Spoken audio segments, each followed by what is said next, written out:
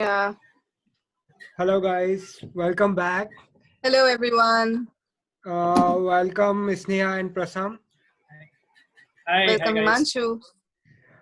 So today again we are coming up with a new topic. We are talking about malefics in our chart. So mostly what are the results of malefics and according to the placement of malefics, because many times malefics are the one which will give the great results in many charts. So we are going to discuss about that. So can you start, Prasam? Hi guys. Yeah. Hope you're all doing safe. So the idea of doing Yes. this video was that there is enough negativity going around in the world, and everybody is blaming the malefics for them. But True. that's not always the case. Yes. That probably the golden rule is that if malefics are well placed in a chart, they will give you results after a bit of It can be struggle. more rewarding. Yes. And True. exactly, correct. So that's the thing, and I think we left the last discussion at Rahu. I think it's only logical that we take it up with its alter ego, which is of course Ketu, and a lot is said about Ketu. Ketu's feared a lot, all of that, but like everything, there are two sides to a coin. So Ketu, when placed well or placed strongly, can give you spirituality in a very big way. It's the polar end Yeah. of what Rahu is, right? So Rahu is desire, worldly materialism. Ketu is away from the material plane, on the spiritual plane, wanting to do great things. It also represents cutting, splitting of things. So it could give you Yeah. an education in medicine and surgery, and it could also give you Yes. a spirituality along with that. It can give you a Yeah. deep rooted detachment from things, and many a times that's actually a very very big crucial thing for success, whereas Rahu is obsession, Ketu is detachment, the Yeah. other polar Yeah, end, right? also And like it's as also you said, say, it's related Yeah. to spirituality and all. So if we see the moksha houses, Hmm. 8th and 12th houses are moksha houses in natural zodiac. Hmm. So so 8th sign and the 12th sign is also related to Karmic notes. spirituality and all. Yes. So if Ketu is Yeah. many times we call uh, there is always been a debate where the Ketu going to be exalted or not. But if we see the eighth house, Yes. as Ketu is also moksha, giving a moksha, or we can say Moksha Ketu is like Karaka. a Yes. moksha karaka. So Scorpio sign, that is why in Scorpio sign we many times many people say Ketu will get exalted. Also, there is saying in our Yeah. text about Kujvat Ketu. So Kuj is like Mars, and Mars is ruling the own eighth house. Sorry, Yeah. Scorpio sign. So correct, that is visually. Yeah. also the point And where we Ketu is can known as the grandfather of Mars, I think. And maybe also, like this. we know that Ketu is the karmic bag, and also Scorpio is a Correct. karmic sign, so it only makes sense that it's happy in Scorpio. It's doing its own thing there. Yeah, absolutely. In fact, the other thing with Ketu is obviously that it's an indication of what you did really well in your past life and is what you're detached from in this Yeah, life. we've So, done it uh, so uh, many times that yeah, in this lifetime we don't yeah, really care about it, or maybe we're just skilled about it, and we're also correct. quite headless in that area. Yeah, and it's very natural that Ketu looks at Jupiter and follows Jupiter closely because it's after all the Guru and the divine Yeah. wisdom that is there. So that's what Ketu likes. So it behaves Mm. very well with the Jupiter aspect or the Jupiter association to a great extent. And Mm. so yeah, that Yes. is one of the great things about Jupiter obviously and Ketu. I think, and yeah, it gives you a certain set of detachment, certain set of purpose. It does make you Mm. spiritual. I've seen that, and but one very interesting thing is that it does all these non-worldly things, but at the same time, it's nakshatras that it owns, right? Are nakshatras of Yes. pure materialism. In fact, if you look at Magha, which is a famous nakshatra, which is the throne, the ancestral throne, it's ruled by Yes. Ketu. And if you look at Ashwini, which is the twins, that again is is ruled by Ketu, and you have Mula. Mula is obviously a difficult one. Mula is about getting to the root of things and Yes. getting to the root. So that's obviously a more difficult nakshatra. But Hmm. in terms of worldly success, Ketu nakshatras can give that. And I think the reason behind that is Yeah. obviously that you need to be detached to some extent to be able to do things well.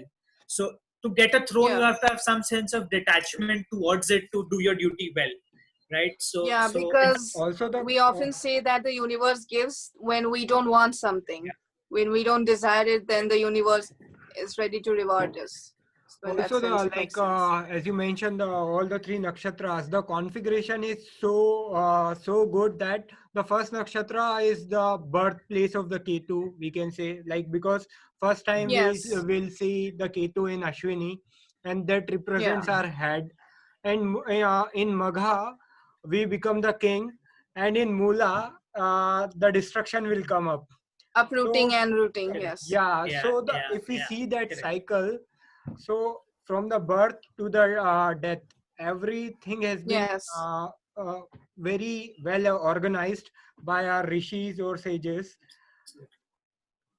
in all the three So cycles. yeah. So It beautifully Correct. depicts the journey from Rajas and Tamas and then finally into Sattvic quality in yes, Mula. Absolutely, absolutely. Yeah. In fact, it's very interesting that the Vimshotri Dasha period comes after Mercury. So you've done Hmm. all the business, all the communication, all the commerce, all of that you had to, and then you Right. go towards a Yes. certain level of detachment, and after Yeah. which starts the fresh cycle of affection and of yeah, sort of Venus. karmic Of bonding, worldly desires. which is Venus. Yes.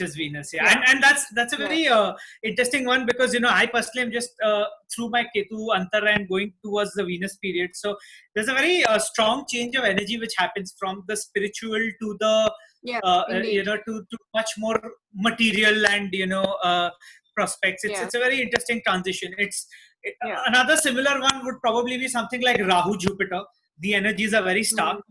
and very different, but this is again a very interesting one. I mean, so it's interestingly both are the nodes and both are followed by gurus in terms of the periods which Yeah. happen. That is why So human life it's is very well done. all full of colors, different colors. Correct. Yeah. Absolutely, absolutely.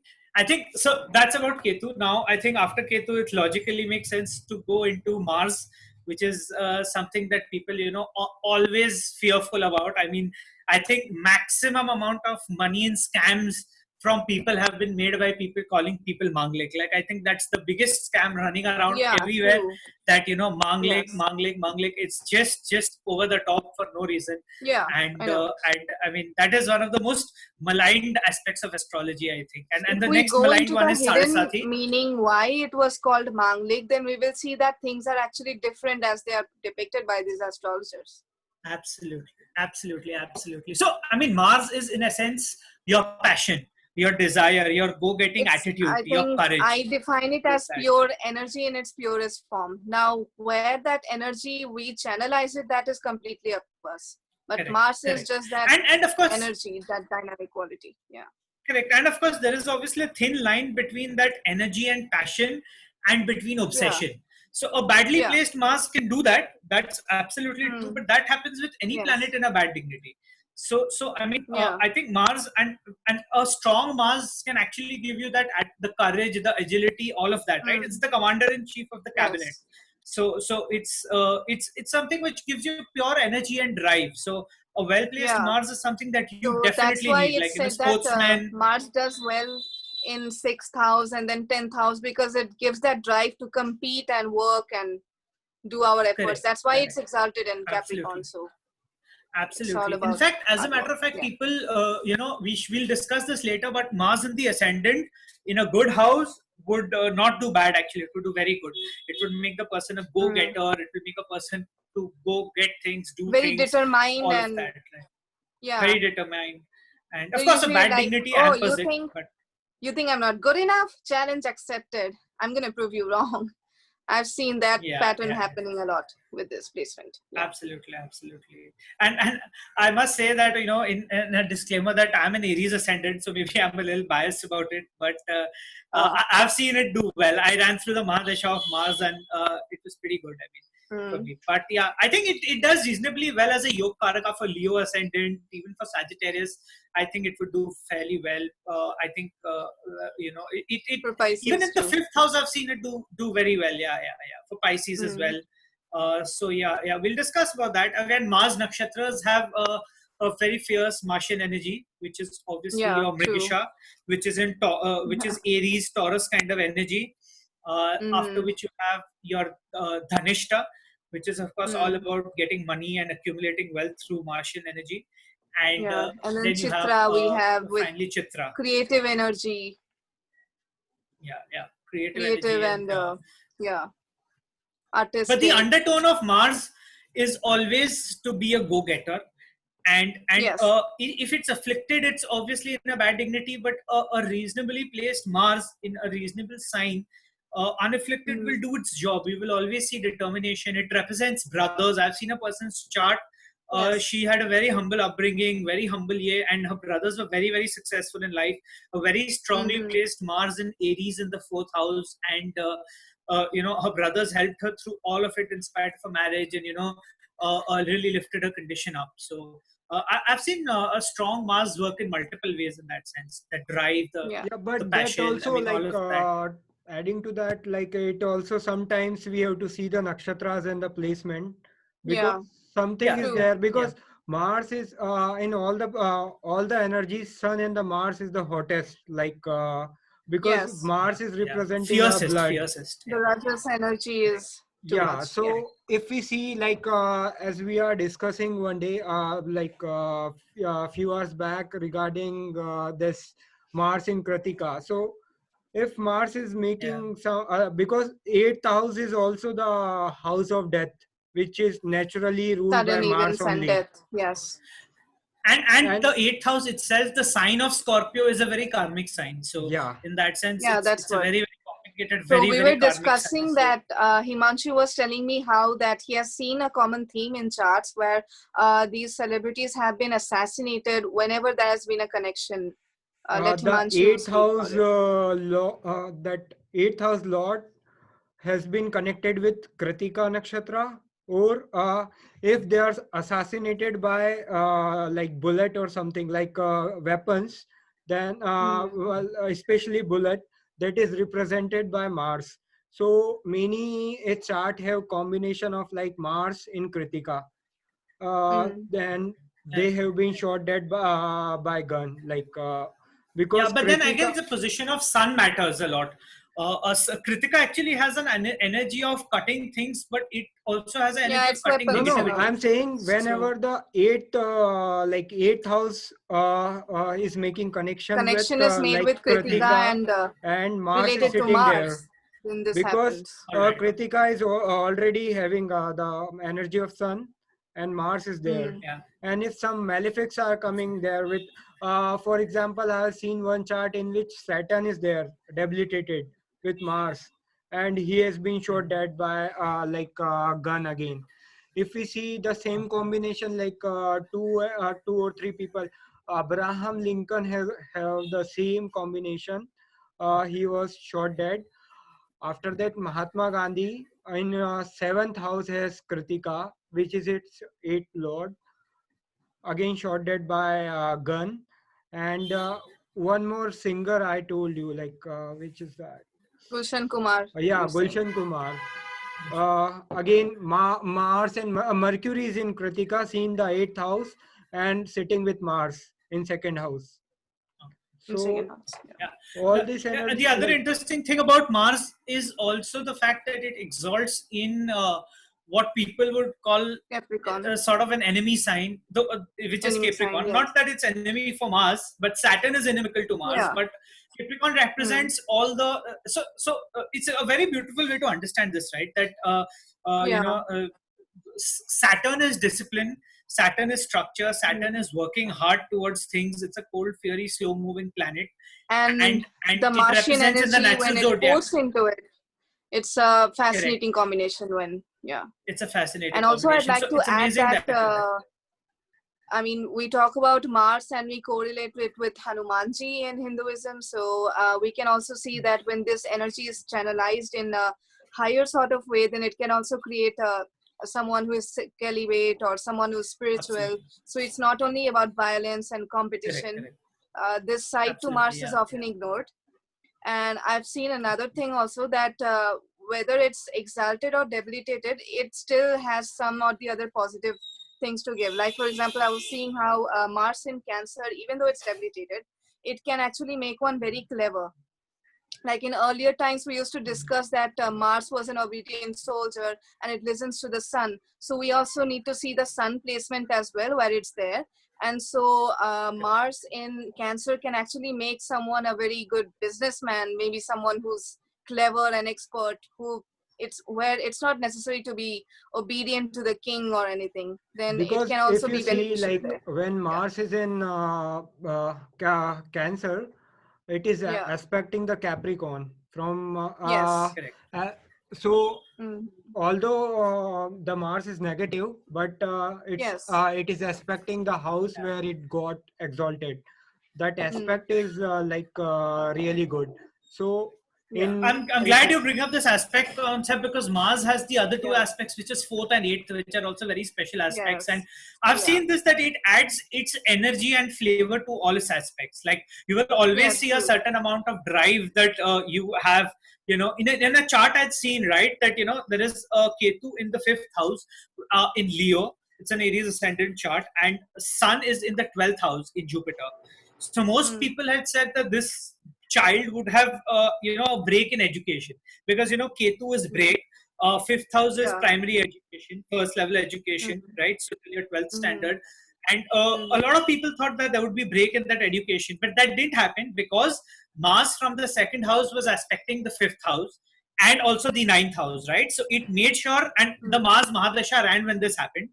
So it made sure that the native is dedicated towards his studies and completes his studies, and was the native was fairly intelligent, fairly dedicated, all of that, right? Yeah. Good And in its ninth academics. and its Yeah. eighth aspect on the ninth house gave it the drive and the desire to pursue higher education. The Yeah. native had True. Saturn in the ninth house, so there was a break in the education, but it definitely gave it. The native was very serious about the education, and he definitely got that education. So the Martian energy is channelized in multiple ways in that sense. So Mm. only looking at Yes. Mars as a negative is not the right way. In yeah, fact, a lot of people. So True. let's discuss Manglik also, right? Essentially, traditionally, Mm. Manglik is when seventh house is in some way got a placement of Mars or is aspected by Mars, right? Now, basically, the Yeah. reason why people say it's bad is because Mars is passion and energy, right? So a lot of Yeah. passion, lot of energy. If your partner has and you don't have the similar energy, then there is a chance of mismatch, right? Of energy levels. That is the basic genesis of Manglik dosh that is there. And Mm. why they say True. that a Manglik should marry a Manglik is because you have to be equally passionate to be able to sort Yeah. of match that level's passion. Now, that is all that there is to the Manglik dosh bit. The reason where it becomes bad is if Mars is malefic or is placed badly, has a bad conjunction with something like a Rahu, which in a case could be bad. It's said like an Angara Kyok, but like a Rahu Mars combination in 10th house is great. I mean, it will give you drive, desire, all of that. But let's assume it's in a bad Yes. house, in a bad dignity, and it's aspecting Mm. the seventh house. Only in that case Mm. is that happen. And in my limited observation, I have just seen that no, no. Mars gives a break in a delay in marriage. I Actually, just want to add, like, so it's not about its manglik, it's about also about the Mars energy actually. Because when Yeah. you see, Exactly. That when only. you match the horoscope, manglik is not like something bad, but it's the if you see like first house is you and the seventh house is your spouse, and if we see the like first house is ruled by Mars, fourth aspect is Mm. on the fourth house in natural zodiac, seventh aspect is on the seventh house, and the eighth aspect is on the eighth house. And the Ketu is a Karka, which is always give results like a Mars, is ruling the 12th house. So these all houses only people told like Manglik dosh will be there. That is why Correct, correct. there is a concept of Manglik. But on those houses, if we see there is a lot of energy difference between planets, because Yes. if some it's not a bad thing, but that is Yeah. why many times if p- uh, like Mars with Saturn or some malefic is there, Mars with Rahu, which emphasize the energy of Mars. That is why many times people will say uh, to marry after 28 or 30, Correct, because correct. That's the Yes. Mars maturity age. yeah, Yeah. so the energy that time Mars will get matured, or in the simple Yeah, words, yeah. after 20 25 after 25 years we'll get proper sense of what we are doing and how Yeah. we are dealing So with what things. More happens actually understanding of after us. Yeah. 27, 28? After 27, 28, Mars from a soldier becomes a general. So it is not Yes. fighting, but it is strategizing how to do things. So that's the Understanding. difference and Yes. the way to look at it, right? Yeah. That is, it's a Yeah. lot more calmer. It's thinking, and yeah. So that's I think what happens, and Yeah. we'll discuss these Yeah. charts with case studies. Mm. And I think the last one let's come to is of course the greatest, most feared Saturn. planet in astrology, which gives people Rahu. shivers, sometimes rightly, but mostly wrongly. But and the most Mm. misunderstood planet is astrology, and something which controls a lot of your birth chart, irrespective Yeah. of your ascendant, is the Yeah. great Saturn, which is of Yeah. course the great judge, jury, slow moving karmic planet, So which gives you let's results with delay. So we'll it's start actually with a great chart. planet. Yeah. Let's discuss Saturn first, and then go to the chart. Yeah, sure, sure. So we'll take some charts like where all Mars, Ketu, and Saturn all got prominent in Yeah, the yeah, chart. yeah. So all Correct, correct. malefic's Let's do energy that. will be there.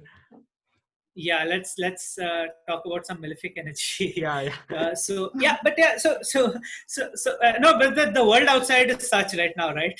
It's clearly all Yeah. malefic energies at play. But yeah.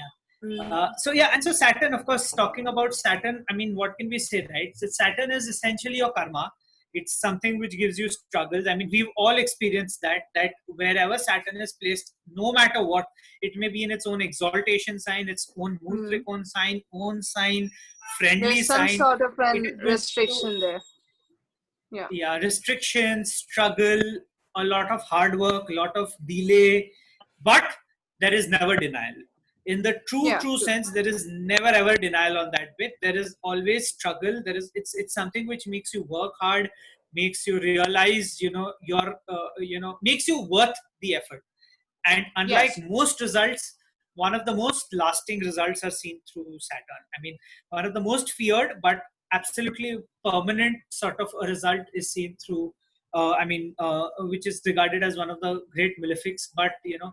it's I think it's a lot of wisdom, lot of maturity, and that's why I think matures fairly late at 32 is the first sort of cycle 36. where Saturn Yeah. return, and after 36 is where Yeah. you really see the planet mature. So I mean, you So a can lot see of that in people say people's that we lives, right? really become adults when we're 36, when our Saturn matures. That's when we are truly Correct, grown correct. ups. Yeah, yeah, Before that, yeah. And the interim exam is done before that when Saturn returns.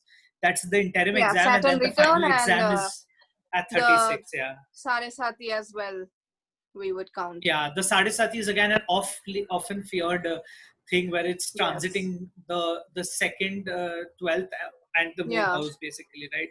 Moon sign Yeah. actually. But So it I don't depends know. It on just so many basically factors. Yeah. Yeah. so Continue. many factors where what Yeah. the ascendant is, what the role of Saturn is, The all of that. sign, But functional, benefic, or malefic, then Ashtagvarga all of points. that So many things are there. Yeah. all of that. But yeah, definitely Saturn does not delay. That is definitely there. A Saturn in the True. ninth house, I've seen people get married after 32, after 33, but it definitely doesn't delay. The dignity, the aspect, all of that is, and with Saturn, it gives you a very mature, very senior kind of a spouse, a no nonsense kind of a person, in that sense. That of course there are aspects which matter, but like I've seen this with people with Saturn in the seventh house where they get to equal partners who are absolutely mature, absolutely serious, Yeah. no nonsense, always Like their around, like marriage is all permanent. about responsibility and paying the Correct. bills, taking care of kids. But They're not like this Yeah. youthful kind of I have also couple seen a bond. like pattern whenever Saturn is in the seventh house. So uh, it will give the long-lasting marriage. No, that's for sure. But after certain time, like after 45 or that age, it Saturn will give the redundant life, like repetition. You are coming, you are going. Things are doing in that way.